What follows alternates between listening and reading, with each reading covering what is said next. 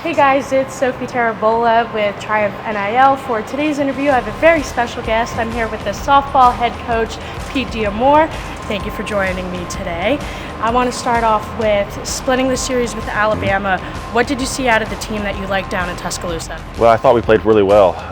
Our pitching was phenomenal. I think we gave up 5 hits in 14 innings. So that was good, and then we hit the ball really well. And so Friday night didn't really look like it, but we had runners on base all the time, so we just couldn't get the clutch hit, and their pitcher was pretty good. So defense played well. All aspects were running. What's one highlight you could take away from that one game?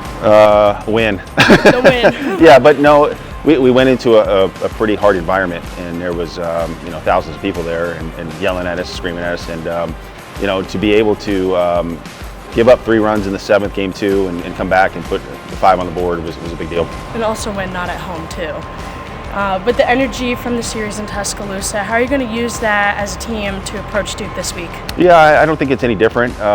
We try to, as coaches, put our team in a position, hard places to play. And we went into Alabama last week, and we've been to Georgia. We've been to some tough places, and this will be a good weekend for us. But I think we're prepared.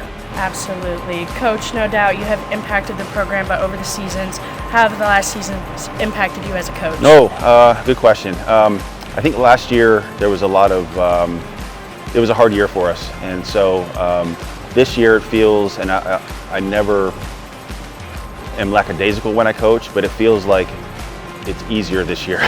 The kids are just, all of them are bought in, they're playing well. There's no drama on our team, and so I think that's a big deal in our program. The less drama you can have, the better. 100%. That leads into my next question. What has been a challenge you faced as a team, and how are you trying to overcome this? Well, I think one is we had a key injury early in the year with Rachel, and but the kids behind her kept working, and I picked up the slack, and it's just next person up, and that's a big deal for us.